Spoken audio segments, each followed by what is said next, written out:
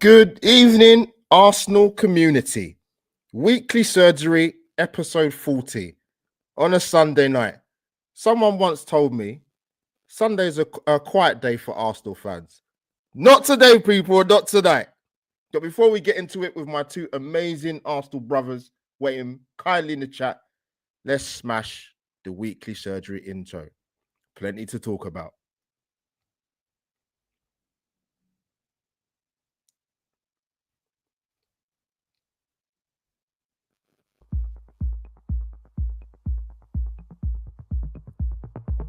Footballing community, waiting time is now over. The Albert JTV practice is now open. The surgery required is Premier League talk and any other business. Let's get to work. Welcome to the Weekly Surgery.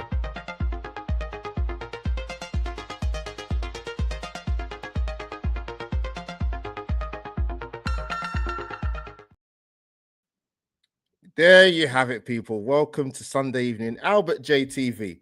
Double stream. Obviously, I'm joined by my YouTube Tottenham wife for international duty, talking about the Lionesses. And yeah, now here we are. Now, I was going to do a stream anyway, because I want to talk about Arsenal's latest transfers, talk and indulge in the Arsenal transfer world. But a lot can happen in 24, 48 hours, people. as I found out. And I couldn't think of two better people to talk about Arsenal's latest entanglements, in-depth analysis, little highlight reels of transfer deals and talks. But people, like I said, smash the like button on the way in. Weekly Surgery, episode 40. Plenty to talk about Arsenal talk. Firstly, let me introduce my brother from another mother, all the way from the beautiful part of Essex. James Johnson, welcome back to Albert JTV. Hey, thank you very much. It's a pleasure to be here. And it's a pleasure to be here with, I won't steal his thunder until you've done his intro, but yeah, it's a pleasure to be back here as well with you two. So yes. No, it's a pleasure to get both of you on at the same time. It's been a while. It's been in the planning for quite a while, but I call this man the godfather of YouTube football, man. The Kevin Samuels of football. Kenny Ken, welcome, man, on this late Sunday evening. Plenty to talk about, brother. No, I'm really looking forward to it. And what people don't realise is that me and James go back a long way. Yes. We're talking about, Sports Tonight days where we saw some very much, we learnt how not to, run a TV station. So, we're well versed in that. And, we learnt also what YouTube's about. And we've definitely kept, James is one of the great guys of Arsenal fan base. And he's got a lot of talent. He's worked with some great people, and I haven't heard anyone who's anything a bad thing to say about James. But obviously, we've got. You haven't spoken to certain people, Kenny. That's why. Yeah. We've got close quite a lot as well in the last few years. We got things in common. The Igbo Nigerian background as well. Parents, obviously, parents things and everything. But the most important thing is everything. I think a few weeks ago, Arsenal fans were upset, were worried. And I said, the transfer window ends in the 1st of September. Even as much as, I'm an advocate for change, you have to be patient when it comes to us. We don't do things, at full speed. But when it does happen, you've got to be prepared because it's going to be like a train and it's going to move pretty quick. It's just like when you're buying an house, isn't it? You buy a house. And all of a sudden, it's so slow. And all of a sudden, you exchange, and then you complete, and you've got to get everything ready, and you're not sure, you're not ready because it's moving too quickly. He said, no, give us another few days. We ain't got enough few days. That's what's happened today in terms of the news we received. No, well said. You're right about things moving quickly, because Lionesses are 90 minutes away from elimination if they don't get it right on Wednesday. But that's another show, man. Jesus. I don't know if you guys saw it. I didn't see it at the time. Before we move on to Arsenal, I was watching the Lionesses game yesterday, and I didn't see the still shot of the offside that was given for the offside goal. You've got to be having a laugh. I don't know if you saw it, James and Kenny Ken, man. Let me see if I've got it. And this was given offside, by the way, when England scored. Let me see if I got it. Here it is. Let me get on screen quickly. That was the image that was done yesterday, and they gave the goals offside. It's unbelievable when I saw it. I couldn't believe it.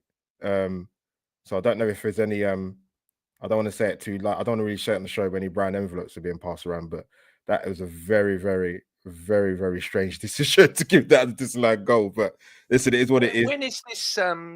Sorry to completely derail the topic of your show, but this Mr. Wenger, where he was talking about the rules that he was going to implement in, he said in the next few years it was going to be as long as your arms, shoulders, toe. He was like, if your feet are on, you're on, because he said you can't score a goal with your arm, or you can't. And that was one that I was like, do you know what? For you, Arsene, the last couple of years, every time you've spoken, I've felt sick. But I'm like, I was like, that's one of the smartest things that's come out of your mouth for a long time. I agree. I was like, that's a brilliant. I would get that involved now. I said that should be the rule now, because I'm like, you can't score with your feet. Sorry, with your hands and your bloody arms or whatever. So yeah, because I'm looking at that there, going, well, what? It's like a margin of an elbow. Like, I can't see. Yeah, like you've said there, there's got to be some envelopes or something, because I can't see. Yeah, I'm looking at that there, and I can't see where it's off. The people that were officiating that game, I don't think they should be officiating again, personally. And that's for the people in the studio that actually came to that decision. Crazy. But let's move on swiftly. So yes, I was enjoying my Sunday afternoon. And James, as you know, Kenny, as you know, I always have my notification on when it comes to the transfer window, man. Got Ornstein, Jacobs, Mockbell, Romano. Bam! 12:30 p.m. Let's get the man on screen. David Ornstein tweets about Victor Gyokeres, followed by Ben Jacobs, literally 7 minutes later at 12:37. I'll come to you, Kenny, straight away. So if you guys don't know the story already in terms of my slight interest in Victor Gyokeres that you might know about. So quick story. So obviously watched him play. Liked what I saw at Coventry. The striker talk has been a hot topic at Arsenal for quite a long time. There's other issues at Arsenal over a number of years, but the striker talk is one of them. I know a lot of talk at the time was Watkins, Ivan Toney. People kept bringing up Vlahovic. They're talking about Alexander Isak. I bumped into Mr. Canton when we played Brighton at home 2 seasons ago now. We beat them 2-1 in December. I said, Gyokeres is the man. I said, even at that point, to be fair to Kenny, he'd only been at school in, I think he would have about 4 or 5 months at best. But even then, his numbers are like, okay, this guy's not messing around coming from Coventry to go to Sporting Lisbon. And he's the one I've always wanted. Did I think it would happen? Absolutely not. Not particularly under the manager we have, but stranger things can happen. But Kenny, developments, football moves very quickly. Like I said, it's been a big 24, 48 hours, not just in terms of Victor Gyokeres, which will come on to other subjects. But what's your initial thoughts how this has completely changed from probably Sesko to Gyokeres to Sesko, definitely to Gyokeres? Well, first and foremost, you're in a minority. About 8 months ago, you did talk about Victor Gyokeres. The football club has, had a long-term plan, and the club itself, like the manager and the club itself had a big plan for Benjamin Sesko, for the business plan, and most importantly for footballing reasons as well. They thought that, the long-term, like I said, they thought there was a long-term guarantee that he was going to be a future star, and that a lot of clubs are coveting him, and Arsenal wanted to be the man after him. So it was mostly about the future, that, he's going to be a future go. And that's why Arsenal built a portfolio. They built a relationship with Leipzig. They built a relationship with the player. The guy was meant to come last summer, but there was a slight kind of conversations over, ability to start games over Kai Havertz. And obviously it was a situation where he thought that he would wait another year and learn his trade at Leipzig. Get guaranteed first team football, say he's ready for the big move. Things changed, and the thing that changed was Berta. Berta's one of what I call Mr. Open Goal. That's all he is. He's one of those people who sees an open goal and he goes for it. You look at Kepa. That's an open goal. You think about it. Arsenal need a number 2, a player that's going to accept being number 2. Kepa. Arsenal can afford his wages. Bournemouth can't afford his wages. Open goal. He's played big games for his country and big games for his previous clubs, like Chelsea. Open goal. Get him in. Open goal. If anything happens to Raya, we've got an experienced goalkeeper a player that cost about £71 million only a few years back, about 6 or 7 years ago. Open goal. And then you've got, the prospect of Brentford players, open goal. So these are players that he's getting in. Gyokeres was a situation is that because of the goals he scored and the fact that he's one of the hottest properties in Europe, clubs like Arsenal have to be, involved, especially if there's a clause to be activated or he's put in a transfer request. It's an open goal. The problem is Mikel didn't want him. Because Mikel really wanted this player, a deal would have been put in place already. In the first place. Yeah. It was always Sesko or no one. Even though Watkins was offered to him in January, it's not what Mikel wanted. It was always going to be Sesko. So what's happened since I've been on every podcast saying no way we're getting Gyokeres, no way we're getting Sesko. I'll tell you what's happened. I said it. Leipzig happened. Leipzig, are aware of the fact that this guy could be one of the top player in a few years' time. That he's got the attributes, and he's got still a few rough edges to his game. They went 80 or 90 million. Crazy. Yeah. And Arsenal wouldn't go to meet their valuation. And then you had a situation where we couldn't create personal terms with the player. Now, Mikel Arteta, had it been no Berta there, I'm sure he would have said to Edu, just leave it. Let's get to the 11th hour. Let's see if we can knock him down. I really want this player. I don't want that player. I want this player. What's changed? Berta's come along and said, no, we need it right now. We need right now, and this guy's available. We're not going to meet his evaluation. We haven't got the money. You're not selling them. You're not making sacrifice by selling a big star to facilitate a deal like that. This guy's going to cost less. We're going to go for this guy. So clearly, the power battle, this is about 1-0 to Berta. As much as you would like to sort of, talk about the positives, and there are positives, I suppose, because he scores goals. A majority of our fan base did fall into line in terms of Sesko. Yeah, there was fans who said we don't want either because we feel that that's better and there's better strikers out than them and better guns than those two who's played top class football. But the situation with Gyokeres is that football's got a funny way of dealing with things. The only good thing to come out of this in terms of Mikel Arteta is at least a guy wants to come here. But Mikel Arteta's got to do a lot of fine-tuning to the way we play and to the players he now gets in to feed this guy because you can't have an asset like that and not get the ball forward quickly. Mm-hmm. This slowish approach, a measured approach, where we can't be overlapped or sort of, where we're safety first. That's not going to get the best out of this guy. So Mikel Arteta's got some decisions to make when he stops sulking, because he'll be sulking because he doesn't. This is not his player. Nothing. There is no evidence that Arsenal in for Gyokeres and there was a long-term plan. And Mikel says he's a liar. Kenny, can let me come in quickly before I'm going to come back to you. I want to bring James in. Like we spoke about this off air, and to be honest with you, looking from the outside, and I'm obviously going to get James's thoughts as well. Obviously, my thoughts about Gyokeres, but I think it was pretty obvious to me and the blind man and his dog that I don't ever think he was a viable option until Berta came to the club. I never heard anything. People say, and this I think the best thing I can turn around and say is that football clubs can admire a player. It doesn't mean you want them. Because on there, you've got to want the player to come to your club as well as the player wanting to come. So if it wasn't for the fact Berta come to the club, I don't think this would even be a talking point of where we are today now in the last sort of 24 hours. Our friend Sammy Mokbal kind of mentioned it, I think last week, Thursday, that actually, there are talks between Arsenal and sort of Victor Gyokeres. But Kenny, can I come back to you quickly?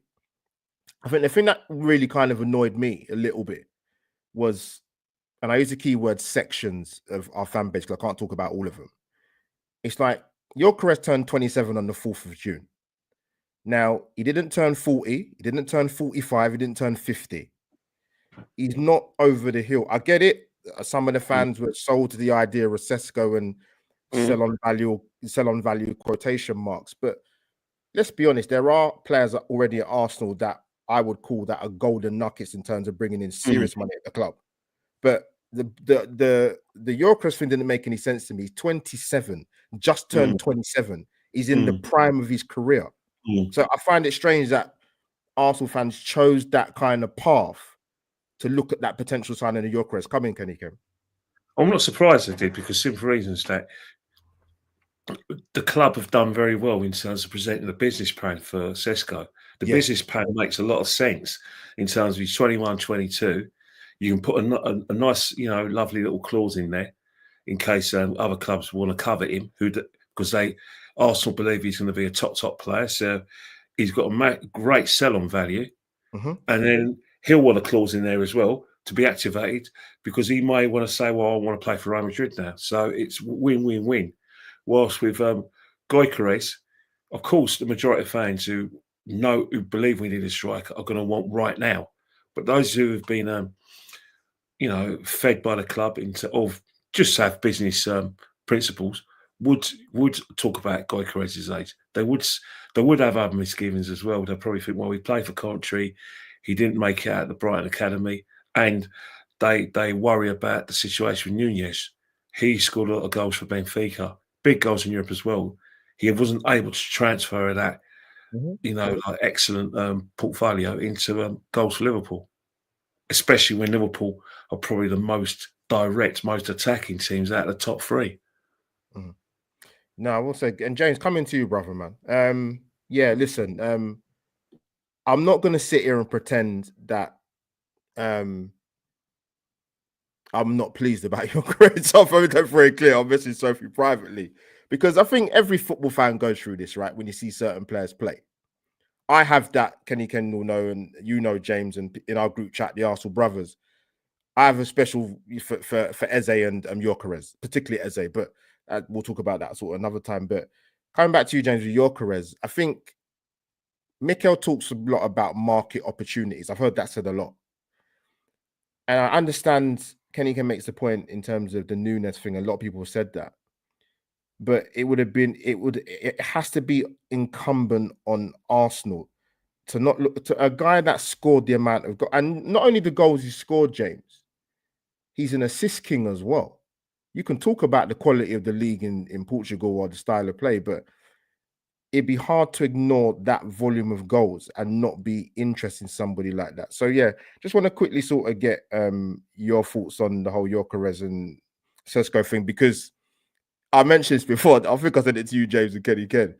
I think Colombo, Kojak, Ironside, Angela Lansbury would have got sick of talking about Sesko and Gyokeres, because Dan Potsy asked me about a couple of months ago, and he said, like, who do you want in the striker? I said, I'm at the point now, I don't care.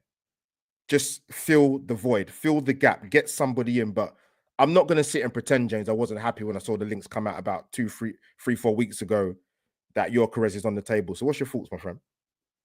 Yeah, so obviously, I know there's people in the chat that have obviously watched me on here and watched me in various other places, because I do get around. I'm the same like you. For the last two, maybe three, for the last 2, maybe 3 seasons, I've gone to bat for this man that you're putting on the screen right here, right now. This is, for me, this is the guy that I think Arsenal need. And this is the guy that I think will make a difference. Now, I understand people may be fretful. I understand that people, like Kenny said, they have vested interests from other reasons. That they probably say what the club want them to say and not what they really want to say themselves. For me, I ain't even got 1K on my channel, so for me, there's no commercial interest on there whatsoever other than what I say. I hear you. And so, for me, I think this is a win-win. I think people going on about the age, this guy is the right age. This guy is the perfect age. That forward line that we've got is incredibly young. And that's another reason why I'd be over the moon, not just because I love Eze as well. I mean, Albert, was only a few weeks back, we had a hybrid squad with you, me and Sophie and a few others where we were talking about Eze. And I said there and then, Eze will never come to Arsenal because he's not a Mikel Arteta player. He is not the stereotypical person that I would go, you're what Arteta wants, because he's a maverick. He ain't gonna, where he's potentially going to be playing. Sorry to digress off Gyokeres. No, go on, Eze, where he would potentially be playing on the left wing. You guys go way more than I go. But whenever I've gone over the last couple of years and it's been Martinelli playing on that left wing, that is the player that Mikel Arteta is grilling, is yelling and screaming at the most. And someone like an Eze playing there, I think after a while, same thing with if it was Rodrigo as well, they'd turn around and go, just let me play. Just stop, you know, you're in my ears. Yeah, it's like, enough. Yeah. Let me do what I need to do. But another thing as well, just going back on Gyokeres, right? Yeah. Let's take the sample size of the game that he played against us. Okay, we absolutely battered on that game because I'm glad you're going over that. Yeah. It was one of them games where, and I think you said it the other night, Kenny, when you were on the Highbury squad, teams that wanted to play football against Arsenal last season, idiots, because every team that wanted to play, we bashed you. We absolutely bashed you because you played into our hand.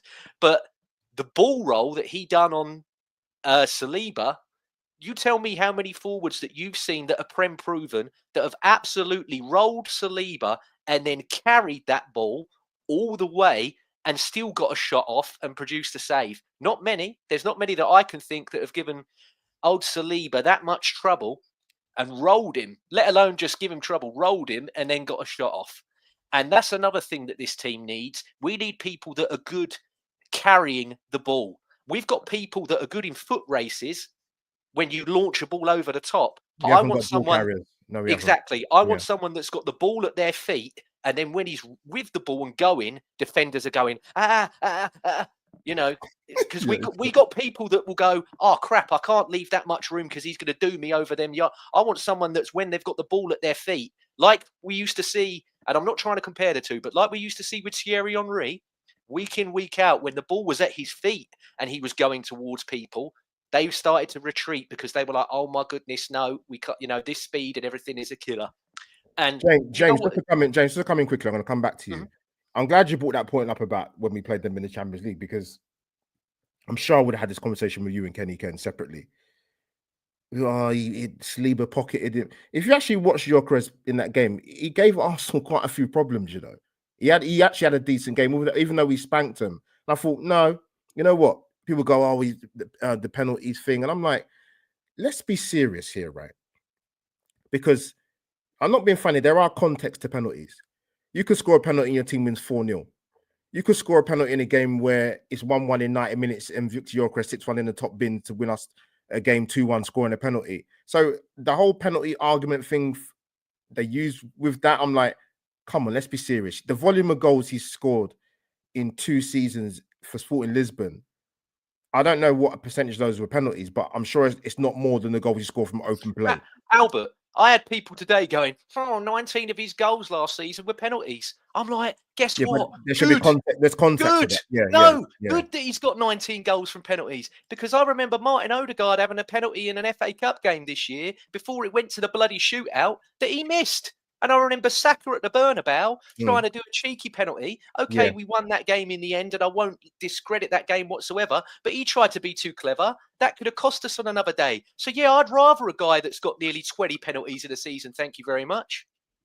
What's the aim of the game? Put the ball in the net. So why is somebody it's a strange argument. It's a very strange somebody argument. who's very good at putting the ball in the net a bad thing? This is what I don't understand. And this is it as well. People go, oh, he's not proven in the Prem. He can't do.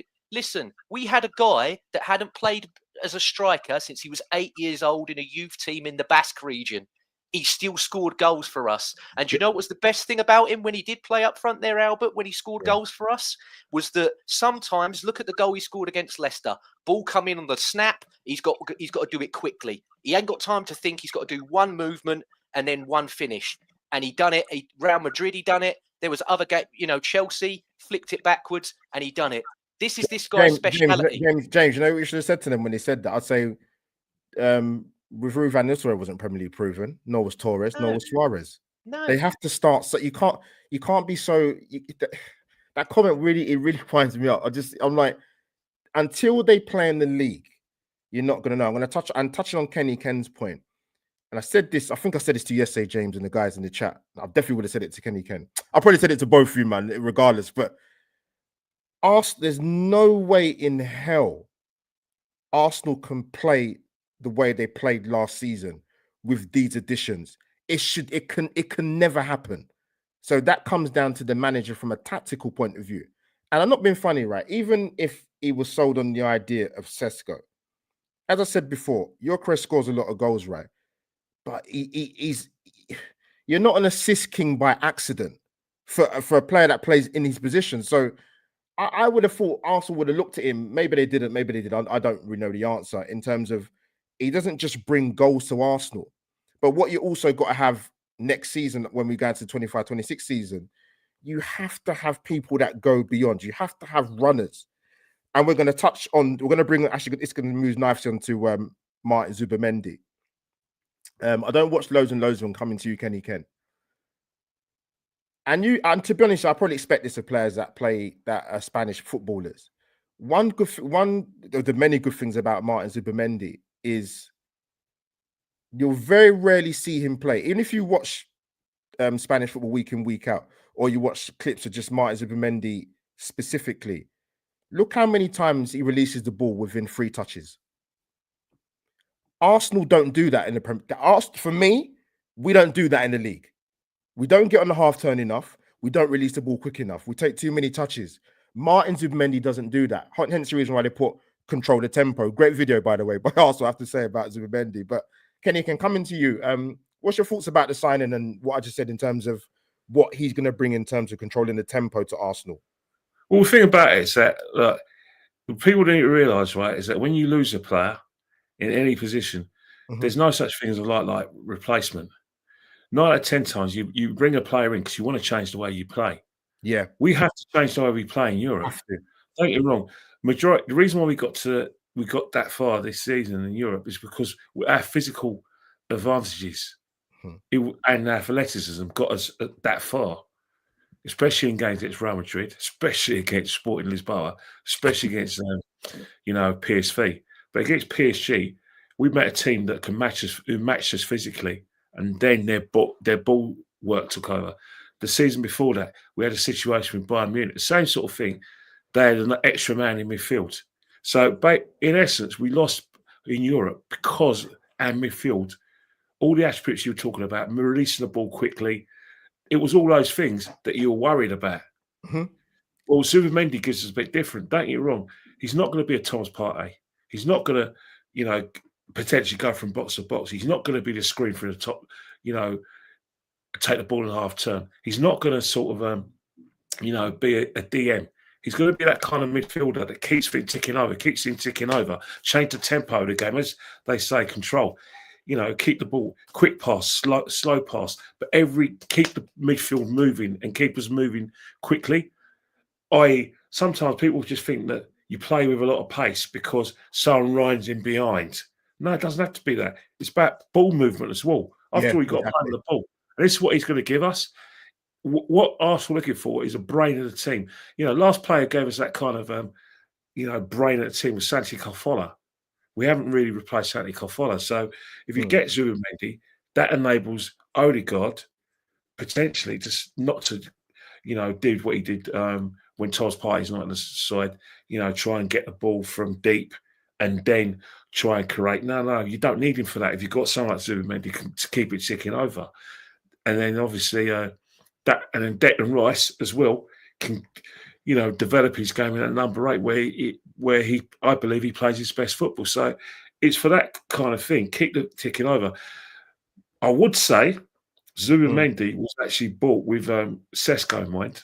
I ain't gonna lie, because when you talk about the attributes of Sesko, one of the things I like about Sesko is he's 6'5", but he's got pace. Very agile, very agile. Real pace. So he can get in behind. So you can vary your play. You can play short. You can play long. Vic Gyokeres is kind of a player, a Stan Collymore type of player. Yeah. Where you get the ball from deep and then drive. But he can also get in the box, go on that shoulder. So basically, with Gyokeres, get the ball from deep, be the last man in the box for the tapping, and also playing that shoulder. You know what I mean? So that's where Zubimendi will probably have to develop his game more. But then again, the onus is now on Odegaard to get close to defend, because you've got, like I said, Gyokeres, he needs service. But what he's going to need, apart from that, is the wingers are going to be very important. Whoever plays on the right, we know it's going to be Saka. Whoever plays on left wing is going to be extremely important if we get Gyokeres, because there's no way you continue to play the way we play within the team. But you could do that with you can't. But you could do that with Sesko. So have you noticed that we link with other wingers, and we link with a player that can play a wing, but also play up front too. So you can come into that.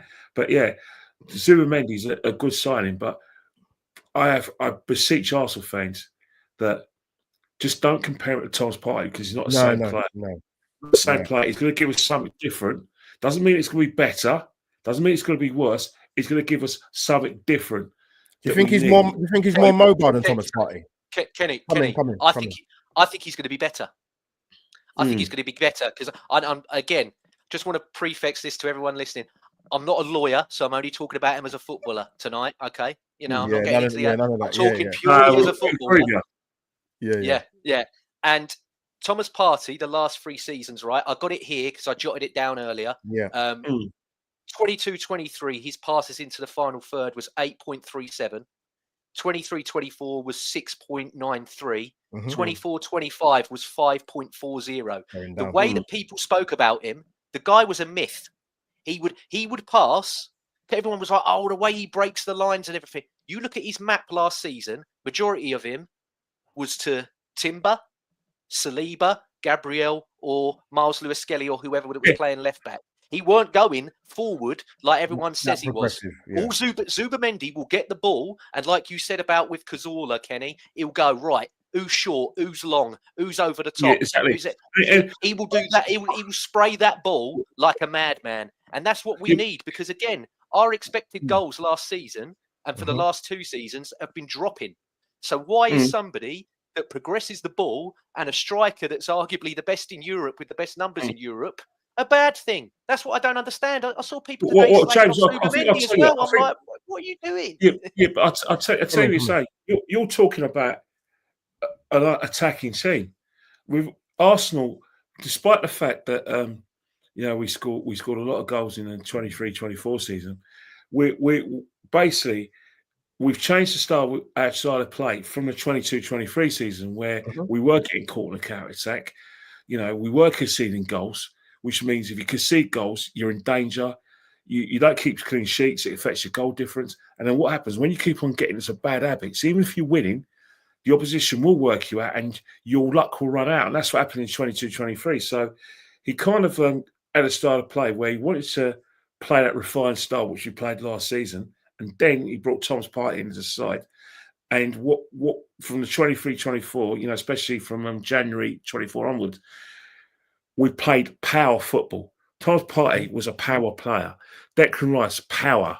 The defenders, power. So basically, we played power football in 2020-24. And then with the same players, it was power, but it was also refined to stop us from being overloads and basically build the play up, and also use our new weapon, which is set pieces. Obviously, teams worked us out last season. What the teams did is that they said, right, if we could just sit in there, our goalkeeper has a great game. Well, what will happen is that in the last 20 minutes, we'll have a go. And that's what they're doing. So we're either salvaging a point or nicking a point, or teams will nicking a win. And that's where we have to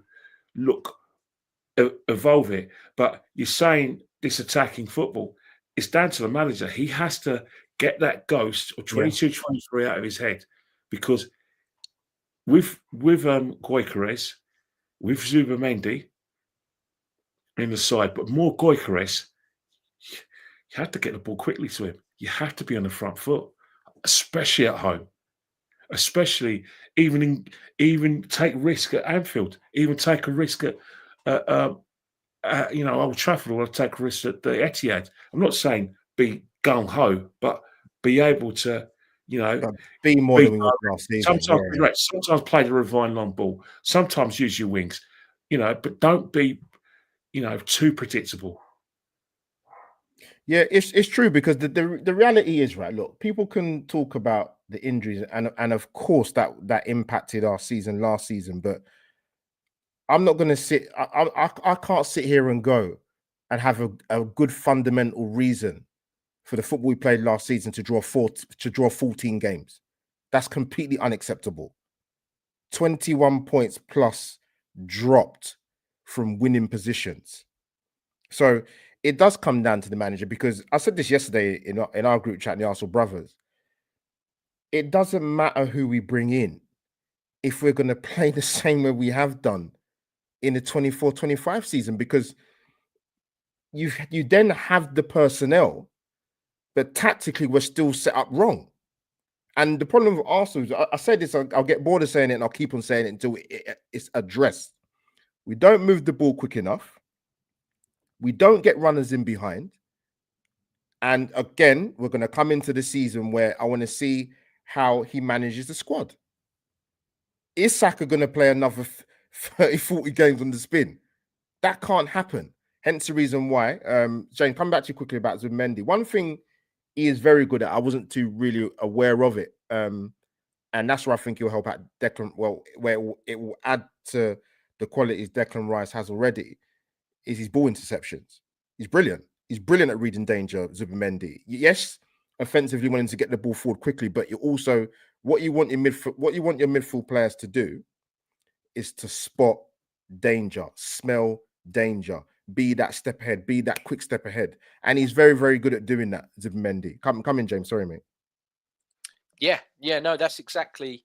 And both of you are spot on in terms of, he's got to get that ghost away from him. That's Mikel, of what he, what done him in the past. I mean, you could tell from the season that we just had that it's obviously done it. Yeah, it's done a number on him, and he played not necessarily to win all the time, but not to lose, because he knew that in these races, every single point that he gets is more on the board to hopefully try and win the title. But like you said, 14 draws, it's absolutely ridiculous. So many from winning positions, and throwing stuff away. And you're going to go into it more later on, Albert. So I don't want to jump the gun, but it's amazing that the signings that we are doing. And Kenny, you spoke about it earlier about Kepa and potentially Norgard and everything as well. I'm not used to Arsenal being like, well, hang on, we need the squad here. I am in the old days. In the old days, it used to be we got two that are good in every single position. If one comes out, you don't really notice a difference because the one that's behind him is arguably, if not better, but just as good as the one that's gone out. And so this, to me, again, goes back to Berta being, and I know he's very quiet and he doesn't do interviews, but I remember when he first joined, and he said, I'm going to take this team from competing to winning. Yes. And I was, and that was, and that straight away was like, well, I already liked you before you started. Now I really like you, because I'm bored of competing and I want to win as well. Yeah. So it's nice to have someone on that wavelength. But I do like the fact that this guy's going, no, do you know what? And look at what he used to have at Atletico. They are a team that basically has one team that they'll use throughout the league in La Liga, and then they've got another one that they'll have for the Champions League and the Copa del Rey. He'll vary it. And I think that's what he's going to do to Mikel. I don't think, like Mikel's done previously, and you got to remember, this guy's background was in banking and auditing. So I think he's looked at lineups. He's looked at the bloody red zone that they used to call it, or whatever, when they were getting to it. Yeah. And he's going, you're running some of these into the ground. I mean, 4 hamstring injuries last season, and 3 of them having to go under the knife. Yeah, 3 had to go under the knife. That's mental. Yeah. So I think he's looking at it going like, look, I will provide you with everything that I can within our budget constrictions and everything else. But then it's up to you, like we've all just said here, style of play and getting it over the line. But I'll do everything in my power to get you what you need. And also, I think another big thing is he knows it's last chance saloon. If he doesn't, I mean, if he doesn't pull out one of the big 2, let alone just winning one of the cups, he needs to win the one with the crown or the one with the big ears. Otherwise, he's finito. And looking at our running, he could be finito by Christmas if he don't do it right. There's no excuses anymore. Come in, Kenny, can go. Can I just come in there? Can I come in with James? Jameson made some great points. One thing I think you kind of left out is very important. Everything within budget. One thing about getting Berta in is that he's very he'll understand FFP, he'll understand PSR. Berta's is going to have to get Arteta to accept that all these things that we need, some sacrifices have to be made. Yeah, there has to be a situation where a lot of Arsenal fans have to accept it as well. They never. If you say, get this player, that we might have to sell this player. Oh no, we've got to have backup. Not necessarily. You can't want superstars on the side and think that there's not going to be a financial penalty in it. If we got all the players we wanted in, and we kept all the players they wanted to keep, we'd be deducted points. We'd be contributing PSR, let alone FFP in terms of European terms. So, but it's not just here to get acquisitions. He's here to do a contract, and he's here to move them on. Look at what's happened with Tommy Asu. Gone. Look what's happened with Thomas Partey. And then we talk with footballing reasons. All right, footballing reasons. He didn't see the footballing reasons for giving them an improved contract. Remember, he dealt with the Partey situation at Atletico. He did. Over contracts. So they were across swords before that. And then, you know what I mean? So he's going to have to look that if we do get a significant offer, so any of our players, could be Havertz, Martinelli's the one I believe will fetch a lot more money. We have to listen to offers, because you can't have, all these big players that we need without making sacrifices. And unfortunately, with Martinelli, he's put himself in a situation where he's not an untouchable. He's not a Saka. That's his fault. Not Saka's untouchable. Martinelli's not in that category. His last season and half season for 23-24. And the fact that his manager was looking at other areas in 23 when he went for Mudryk says there's room for improvement in that position. No, Kenny, I'm glad you brought that point up before we move on to the other player who's quite a talking point the last week, to be honest with you. We talk about this all the time. James, RJ in the chat, you're part of our Arsenal Brothers group chat. And I say this all the time, and Arsenal fans get really upset or touchy or sentimental or start crying and breaking out the Kleenex and whatever else Andrex, whatever else other name brand you want to use. And people go, with City and Chelsea, you can talk about how they obtain the money. That's not my problem. I don't support the clubs. But you can't just keep buying. You have to move players on. Chelsea, Zuma, Abrahams, the centre-back, Tomori, City, Jesus, Zinchenko, Ferran Torres, Leroy Sane, Alvarez. The money they've recuperated in Arsenal have actually got players you can look at and go, actually, we're going to have to sacrifice that guy if we're going to spend £68 million on Eze or bring in another centre-back in Mosquera. You have to move players on. And Arsenal fans are like, I'm like, you don't have to work in business to know that. It's common sense. You can't keep spending. You need to bring money in. That's why Berta says it's not just about bringing in the right players. It's also how you recuperate and sell players on who are key players at the side where you can get money for. You have to think like that. We can't just keep everybody. We'd have a squad of 300 if that was the case. So that has to be, Arsenal fans have to look at it from that point of view as well as getting quality players in. You have to move some players on, because the reality is, when you go through the squad as an Arsenal fan, you will know who are surplus to requirements, because the club will definitely know. And they have no problem cutting ties and moving on and dealing with contracts in that way. So, yeah, I'm glad you brought out Kenny Ken. So I'm going to move on to the next guy and come back to James, actually. Talking point. Noni Madueke. I mean, I'll give my take before I quickly come to you on here, because I want to hear more so what you guys think. I've always complained, right, particularly with Gabriel Martinelli. I'm going to use him as a prime example. He's not a kid. He's 23, 24, I believe. He's a regular first team player. And for me, his career hasn't advanced. And one of the big reasons for that is his decision making, particularly in the final third. is not good enough. He's got pace, but it's not good enough. Now, for me, if you're going to bring Noni Madueke into the club, it's the same issue. He's got bags of talent, pace, trickery, can go either side. But actually, he's in terms of his stats, if anybody wants to quickly look it up, he's probably got similar stats at Chelsea as he did at Eindhoven. They're pretty similar if you check it, goals and assists. James, coming to you, like, what's your thoughts about this? Because I get the Arsenal fans from the section that go, we need squad depth, we need someone to compete with Saka, or we need more pace in the side, or we need more trickery.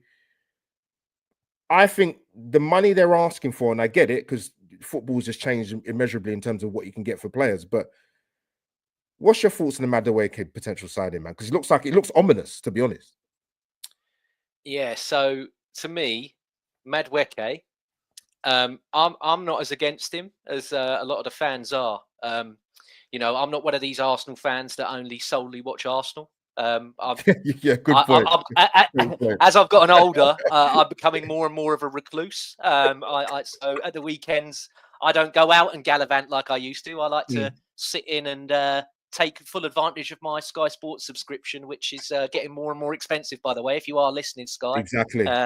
You know, have a word with yourselves. Bring it down a bit for the three of us here, please, and for everybody else, not just for us three. But yeah, I see talent in there. I see potential in there. However, if that is going to be, and this is regardless of everybody else that's coming in, if that's going to be, we need that winger addressed, you know. And Kenny, again, brilliant point earlier where he said about Mudryk. Well, I remember even before Mudryk, Kenny, where we spent the summer before going for Rafinha, and that never happened. So this is a position that Mikel Arteta's wanted for nearly 4 seasons now, and it still hasn't been done. And if you go to me, James, you're going to get Gyokeres, you're going to get Norgard, you're going to get this one. But our winger signing, and our only winger signing, is going to be Noni Madueke. I'd be livid. I can't lie. I'd be fuming. And it would be like when I was a kid and we used to drive past McDonald's on the motorway, and I'd go to my mum and dad, oh, please, please. And they'd go, no, you got nuggets in the freezer. I'd be like, I don't want the nuggets in the freezer. I want the top tier, you know, I want the big ones. It would be underwhelming. However, if he's a Saka backup, which is what is now being reported, then I don't mind it, because for me, if he's an understudy to Saka, all you got to do is be better than Reece Nelson, which isn't hard, because I've not rated Reece Nelson, and you got to be better than Sterling was last season on loan. And if he can't do that, then we've really got to panic. If he can't be better than Raheem Sterling was on loan last season, then I would panic. But yeah. That's the thing, Albert. And people go, oh yeah, but he's going to be 40 to 50 million, James. Well, what other backup to Saka on that side that's left-footed, that can play on the right wing, would you get for under 40 or 50 million? It's hard. Yeah, it'd be very hard. Unless it's someone completely unknown. I don't know who you'd get, because the one I would want, Albert, is Mbeumo, but he's going to cost you more than Madueke's going to be. No, but I've seen certain Arsenal fans. I'd love Kudus, but he's going to be more than make up portfolio just to he wouldn't fit us. I'm like, all right, okay, if you believe that. I'm like, he played in the Premier League for about 4 years. He's got better every single year, Brian Mbeumo. But this is how the modern market is, James and Kenny. Can like 60 million plus for Mbeumo, 50 million for Madueke. Kudos, I don't know what the hell he's going to cost. He's English, so he's going to cost you money. You know, the English premium on players is through the roof. It always has been. Ever since Andy Carroll got nearly 200 million in fees from all the transfers that he made, it's a crazy for the English players. Yeah, no, well said. Kenny, can come into you. We've had this discussion about Madueke. Yes, he's a fellow one of the brothers, Nigerian brothers, but that's not a good reason to want him at the club. Oh, it's got a great reason as well, because as you know, if you're Nigerian, there's no way you want to call anyone of your countrymen a brother, because I'll tell you what, mate, you're the only one to be seen as a brother, because that guy you call a brother will not be seeing you as your brother, mate. Not when he's doing you over, mate. I'll tell you one thing: when you any one of our brothers, and I use that in inverted commas, you need to go to bed with one eye open, mate. I know you know it. I'm not talking that. You've all been done by your brothers. Yeah, of course. In terms of, I think in terms of Madueke, from a footballing point of view, I have to be honest honest. A lot of Arsenal fans are just like we had the same situation with Kai Havertz. We're struggling to understand from a footballing point of view and trying to justify from a footballing point of view why Arsenal or Mikel will be interested in that move. Because as much as you try to talk about Madueke and you talk about his strengths and weaknesses, you don't sound convincing because you're not convinced yourself. Like, I watch a lot of football as well. I love watching Premiership football. I've watched so much of Chelsea, and every time when you see Madueke play, the first thing you say is, "Great, he's in good positions." And then when at the end of that move, you're swearing at the TV. You're going, you're using language that you wouldn't use in church, language you wouldn't use in church in front of children. You're saying, why? And what we see with Madueke is that when he's meant to pass, he shoots. He does the opposite. When he's in great positions, he tries to lay it off. His decision making leaves a lot to be desired. Like Martinelli. But the thing is, the potential's there, clearly there, because England select him for their squad. They even started him in games. So there is an excitement there. Plus, people look at the fact that he played in PSV, they look at the exciting thing. But the thing in terms of why Arsenal win for him, I can't justify it from a footballing point of view. Even if I say, maybe Arsenal win for him because maybe we want to go more direct. One thing you can say, and you cannot deny, even though his preferred position is the right-hand side, at Chelsea, when Neto's on the side, you notice that both of them tend to, like I said, swap sides during the match. Right. Change. And Madueke can play the left-hand side. He can play that alternative. He doesn't have to be Saka's understudy. No, exactly. He could play on the left-hand side and play the orthodox winger. And then you look at it, does it make sense if you've got a gun striker, potentially, in Gyokeres? What do strikers like? Do they like build-up play or crosses in the box? Do they like crosses in the box? Do they like a slow build-up or the ball be moved quickly? Do they like the ball being moved quickly? Do they very direct. You know what I mean? Very, very direct. When you look at the situation, they want service and they want quick service. And that's one of the reasons where you look at the Madueke thing, you sort of get upset about the fact he's fired the ball. But if you do the eye test, you look at the situation with Chelsea, where sometimes Neto play on the right and sometimes he'll play on the left because Madueke can interchange. Yeah, maybe he may think, right, Saka's getting crowded out on the right-hand side. Maybe they can interchange, because one of the things that a lot of Arsenal fans have, complained about, a lot of Arsenal fans have said in podcasts and on social media, why are we so predictable? Why not Martinelli and Saka interchange? Well, with this guy on the side, you can interchange because he's used to doing that. But that's the only thing you can justify. But however, if you want to be honest, his final ball does leave a lot to be desired. His output, and that's the issue, Kenny, because we have that with Martinelli as well. Come in, mate. Come back in. But the thing you have that Martinelli. But the problem is that one of the things that we've been critical about Martinelli is that we want better than Martinelli. We don't want the same as Martinelli. You want the upgrade. Don't get me wrong. I'm all for him being sold, because I've never really been convinced with the Martinelli is a elite player sort of angle. I've never bought into it. I've bought into the Saka one. It was easy. But I look at Martinelli, I look at a player that is very, very direct. He's got a good eye for goal. But I look at his game and I said, there needs to be more work in it. Then I look at his counterpart, who's Saka, who's the same age as him, and there's depth to his game. Yeah. Like, some people say Saka's world class. I say, give it about a few months. He's nearly there. Yeah. I can't say that about Martinelli. Let's not forget, Martinelli came to the side before Saka. Mm-hmm. When you look at the 2019-2020 season, Martinelli was ahead of Saka in terms of like team selection. Now, fast forward to the next season, obviously Martinelli had injuries. Saka's gone levels past the guy. Martinelli is still the player. Considerably, yeah. We feel that he's got potential. At 23, 24, got potential. Come on. That's middle-aged football. Yeah. In 4 years' time, he should peak career. And the interesting thing is, I listened to what Sophie was saying, because she said she spoke to Jason Cundy, and he's saying that within the Chelsea fan base of Madueke, it's very, very split. Very split. And he said that, and I'm like, it does, like, I get the argument that we need depth and we need more direct and more pace, but it's like you said, Kenny, in terms of, like I said, even from a statistical point of view, if you just base it on that, his numbers are very similar as they was at PSV, now they are at Chelsea.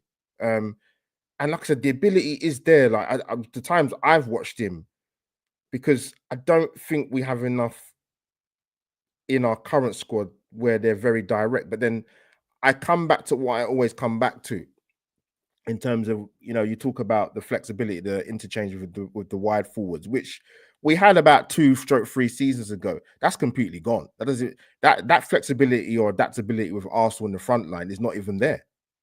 If it is there, then someone needs to tell me what games it happened last season, because I don't remember seeing it. But yeah, the Madueke ones, it's growing legs, Kenny Ken and James, man. It looks like it could happen. He's open to it. Come in. Yeah, so all the transfers that we've talked about today, and some are done, some are not done, some are imminently going to be announced and everything. We've all gave positive reasons as to why we'd like them to happen. Mm-hmm. I think every summer you're going to have one that's a gamble. I mean, look at Fabio Vieira. I don't think anyone called him, but then when we saw him, we were like, well, you know what? This is a gamble. This player, this one, and at the moment, it's not a gamble that's come off, and I don't think it will come off. I think he's another one that somehow, some way, if we can find a way for him to go this summer, he will be gone. I don't think he'll fetch us back the money that we paid, but again, like I said, but yeah, I think Madueke's a gamble, and his managers come and questioned his attitude and his motivation. Mm-hmm. And to me, I look at it, and again, like I said, I'm not as against him as a player as some of the others are in the fan base. But I think, to me, he is a rotational player. And would he really be motivated, and would he develop as a motivational player? And for me, I think all the other players that we're signing, okay, they know they're being a part of a squad, but I think they will push, and their attitudes will be, I'm coming and I'm taking that shirt. And I look at Madueke, and I think he knows that he's not going to start ahead of Saka.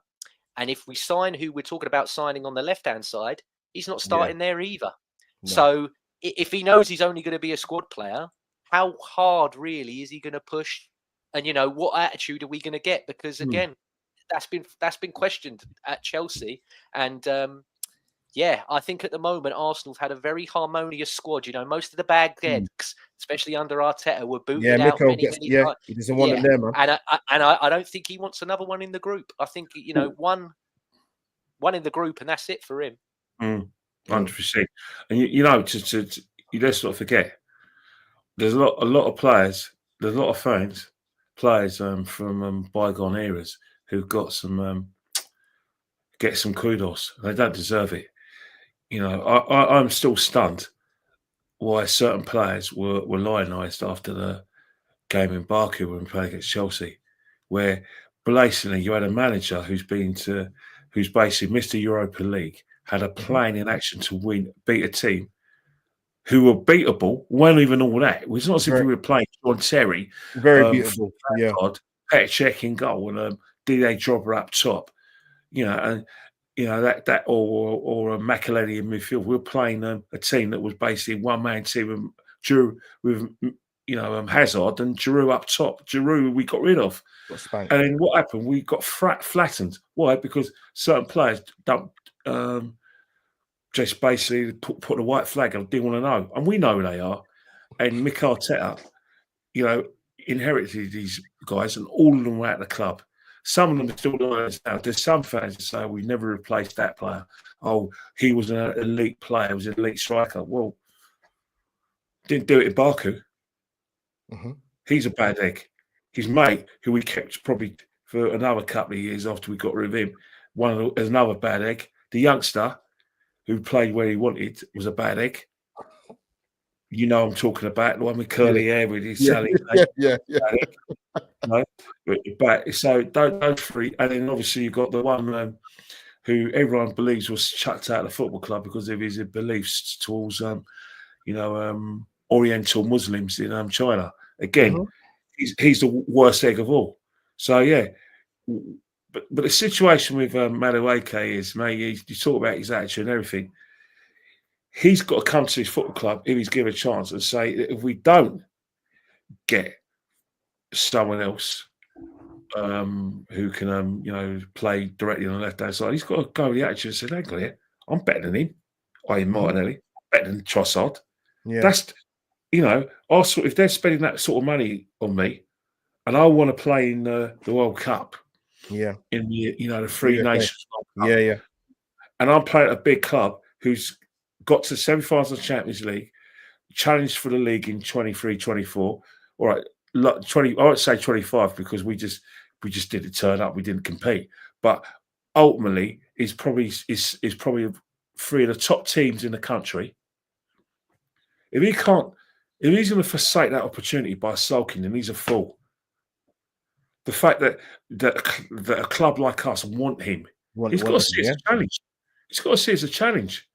I understand where a lot. And again, he supported us as a kid as well, didn't he? Yeah, so like, there's that element. There's that. I know everybody supports them when they're a kid. Everyone That, but everyone supports Arsenal these days. I mean, you matter. I mean, back. But you'd think he'd be more motivated for it, wouldn't you, Kenny? Yeah. But to me, I look at it and I think, how much do you want it? And I don't see it in him. I don't see it. No, that's the thing. But when we segue onto the point about everyone supporting Arsenal. I mean, you ask them how many games they've gone to, and they it's like quicksand. It's like a scene out of the Wizard of Oz. You know when the Wicked Witch gets water thrown on her and she just kind of just evaporates. That's what you do with these superstar fans who say it's Arsenal. Well, Kenny, I've seen people online that went to 1989 that are younger than me, and I went, well, I was born in 91, so I don't know how you got there.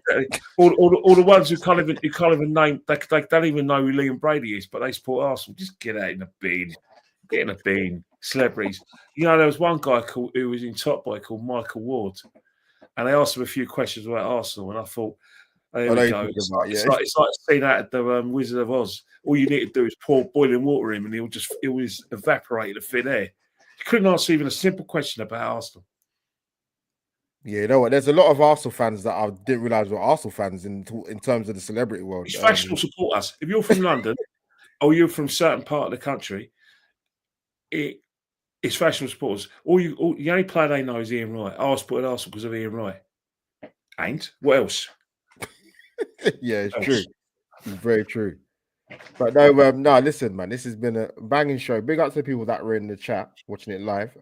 Obviously, you'll have an opportunity to watch it back on Catch Up, and you'll get to hear all our amazing dulcet tones on the audio, which I will put out. I am not doing it tonight because there's been too much activity when it comes to Arsenal, and followed by Wimbledon and Formula One and the cricket and any other sport I've missed out on. I'm absolutely dragged out on sport. Trust me, it's been amazing. But on a big up my amazing panel, James and Kenny Ken. James has a channel, people.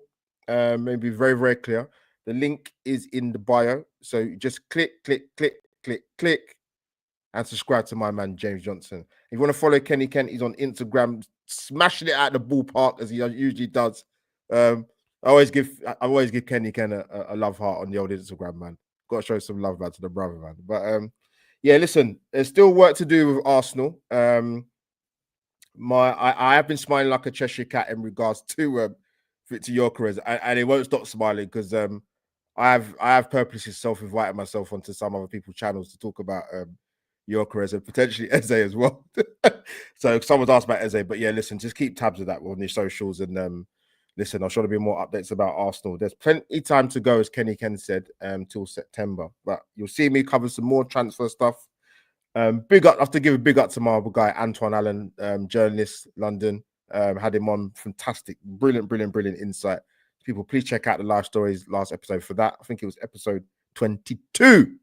So, people, it is Sunday night. It is 10:15 UK time. Me, Kenny Ken, and James, we're going to chew the fat off the live stream. because you can't let that sort of stuff get out in the public debate, because we all know what it's about when it comes to the YouTube live and social media. But I don't mind saying it out loud. But yeah, I understand why you wouldn't want it. I understand why you wouldn't want it. I respect you. I respect you and your channel. Right? There's a certain individual in the Arsenal community who clips anything, and baits, and they don't learn they'll learn to find out the hard way. Don't do it. Don't do it. People have, like I said, videos. They have receipts.